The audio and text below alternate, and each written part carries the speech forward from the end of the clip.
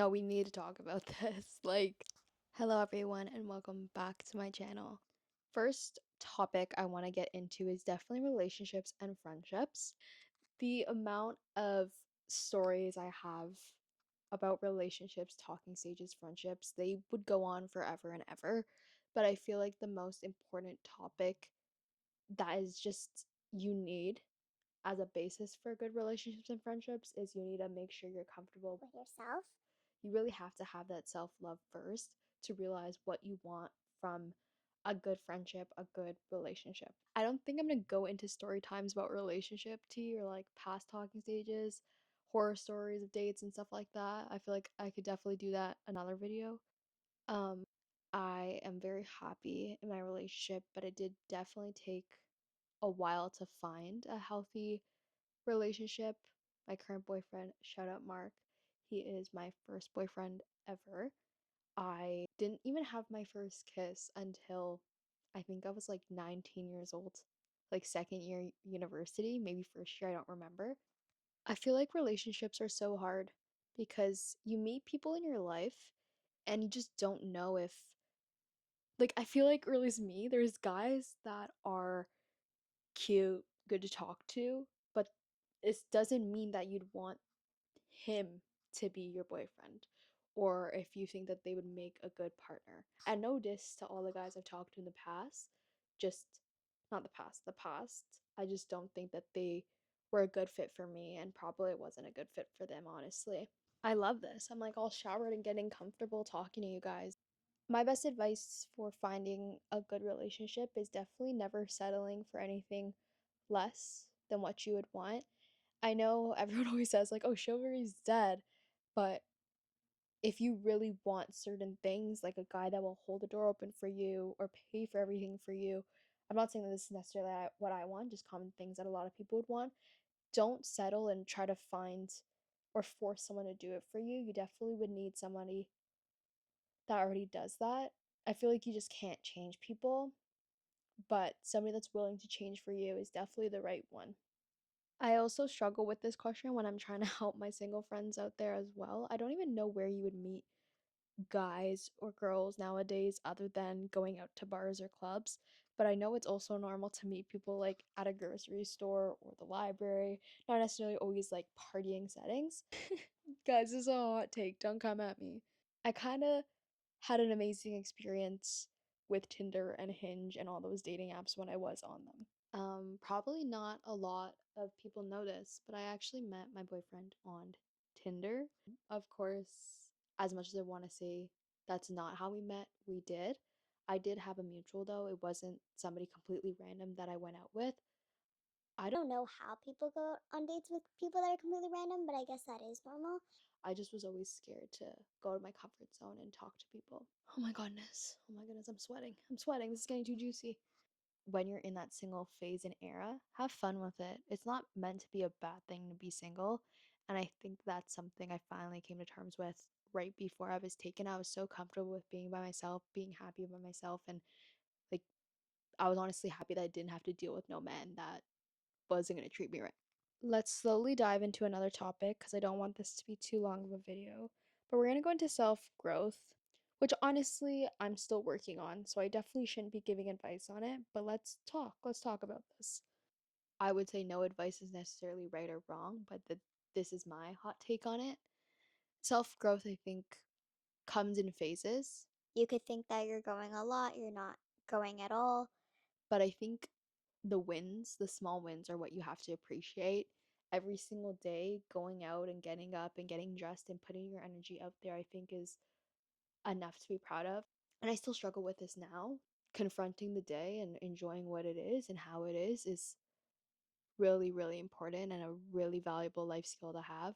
My mom's motto is always just be positive and keep going, keep a go, keep a go. And honestly, she's right. There's so many setbacks in life that you look at them as negative, but everything does happen for a reason. There's so many wins to take every single day, waking up healthy, waking up with your family, your friends around you, being able for me to go to school, being healthy, being able to do all the amazing things that I do and having that opportunity is something to appreciate. Self growth like really makes me emotional for some reason, and I don't know why I'm getting emotional in this girl's chat. Like, I thought I was supposed to be a boss in this.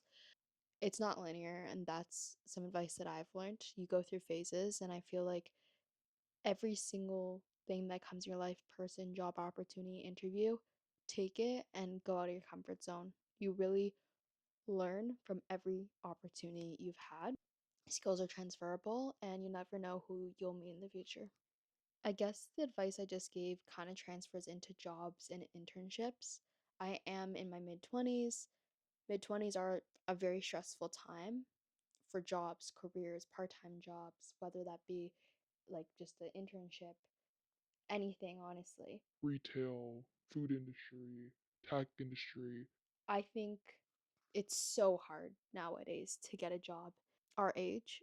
As we know, a lot of the jobs are also already filled, and it's about who you know, but always putting your best foot forward. Just applying. I applied to, I think, like probably 300 internships last summer, and I only heard back from three places. Two, I had a phone call interview for. Sorry, one, I had a phone interview. The second one, I just had like an email confirmation kind of interview, confirming details. I don't know what that's considered. And the third one is actually the job internship that I landed last summer. So grateful for that. But honestly, to be real, I'm already scared for next summer, and it's only September. I guess we could get back into just like being lost maybe in your 20s in school. It's okay. I think I needed to hear this many years ago. But it really is okay to take a gap year and do what will make you happy. Everyone's career or path in life, it doesn't mean you need to go to university. It doesn't mean you need to go to college. Honestly, there is no right path, but I feel like as I grew up, not that my parents put pressure on me, but just the norms around me or what I was seeing, everybody was going to university, getting their undergrad, never changing programs, just doing the 4 years and graduating. And meeting so many other people and seeing all these different school environments, different types of careers, different paths, it is so normal to have different paths. I completed my first year in biomedical science. I started my second year. This was after COVID because my first year I was at home majority of the time because COVID, and I do feel a little sad about that. I think I definitely missed out on like frosh and the core moments to really meet friends. But to be fair, I do also go to commuting university, which yeah, it's my fault. I started my second year, I felt absolutely miserable in that, and I didn't really see myself in a career in science. I couldn't picture myself in a lab, and it is so difficult. And I give so much credit to people that are in science because I feel like to have a decent paying career, you need more than just an undergrad, like bachelor's degree. You need a master's, you need like a doctorate or something. But I did decide to go back to that same university for business, which I reapplied for. I'm now in business commerce, specializing in marketing, which I wouldn't say I'm so Absolutely amazing, beautiful, joyous, singing to the sky, so happy with. but I do feel more content with my decision because at least I know what I don't want to do. School is a difficult factor because the stuff you teach in or like you learn in classes, of course, is kind of relevant to your job, but most jobs nowadays are pretty hands on. What they're teaching you in a classroom and testing you on, like algebra, functions, slopes, am I gonna really use that in my everyday marketing career? Ali, do you have anything to say to the crowd? Do not stay in something just because you think it's gonna make you a lot of money, or because you think your parents want you to, or because you think that it's too late to switch. It is never too late to switch. Like, this is our life and you only have one of them. Also, something that I think I would personally go back and change, but of course, I wouldn't want to change it because I am where I am because of all the decisions I've made in the past, if that makes sense. But I kind of do regret not going away for university. I feel like just living away from home is an invaluable experience that you'd never really be able to have, as well as at that such young age and starting school. Everyone's looking for new friends, everyone's looking for new moments and wants to enjoy it. It's kind of giving me like grade 9 vibes. I think I have a total of 2 university friends I've made. What else can I get into? Questions for YouTube girl chat. Oh no, not the what's your go-to Starbucks order. pumpkin spice latte. Okay, I guess we're just gonna get into the personal, deep, thoughtful questions. Biggest icks when it comes to guys. But I believe that if you really like or love a guy so much, No X. there's nothing a guy you truly love or like so much could do that would turn you off. Like, of course, like there's some things you're like, oh, but it wouldn't like actually physically ick you out. Like the ones that are like so unhinged of like, oh, imagine him bending over, his butt crack is out and he's turning on the shower water. Like that is insane. Where I don't think anyone would like really love to envision that, but I guess for someone you really wouldn't like that much, that is a little bit of a disturbing sight. There's another question here. It says, is it more important to love your job or the people you work with? And I honestly think that's like a straight 50-50. I this summer liked my job a lot, but the people and the fact that I worked with so many young people around my age made it like 100 times more enjoyable. Like I would be working 45 plus hours a week, like minimum. Honestly, the last month it was just so hectic and busy, but I was obsessed. I still am, and I'm like loved my coworkers. Is settling down overrated or underrated? I'm not sure exactly what this question means. Do we mean like settling down with someone you love or just settling for the first man you see? Oh my god, not the who is your biggest childhood crush? Or have you ever stalked someone's ex on social media? I will not be revealing my biggest childhood crush because I don't even think I had a big one. I feel like every school year was just different. It was just the guy you see in the halls. And have I ever stalked someone's ex on social media? Probably no, I have. I have, and I'll admit that. I'm an honest woman. Worst fashion phase you ever went through? Dyeing my hair red with Kool-Aid, patterns on patterns, which honestly, like, I was the moment back then. But the Bethany Moda phase with Aeropostale, the florals on top of like the chevron and the pink and the gemstones and the neon. Do I regret it? Absolutely not. What's the most embarrassing thing you've done in front of a crush? Honestly, everything I did back then was pretty embarrassing. So I don't have a definite answer, or like, do I really remember it? Because I feel like embarrassing moments you're gonna try to permanently erase from your mind. One time, my friends know about this, but I used to go to school with my hair just no care in the world, like the most disastrous ponytail look ever. And sometimes I would wear my pajamas underneath my clothes.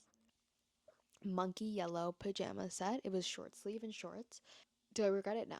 No. I love those pajamas. But the craziest part about the story is I went to go show one of my guy friends in elementary school and tell me why he lifted his shirt and also had on his pajama shirt. So great minds think alike, and I wasn't, it's not really that embarrassing. Which of your friends has the craziest dating life?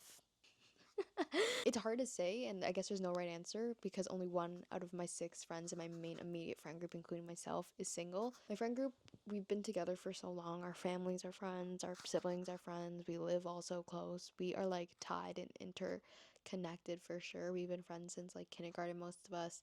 We've been through elementary school together, high school together, university together, and still are friends to this day. What's the most delulu moment you've ever had with a crush? Oh my goodness. I would just say in high school thinking that if like my crush looked at me, that like we were instantly bound to get married. I remember in English class, Charlotte, you know what I'm talking about.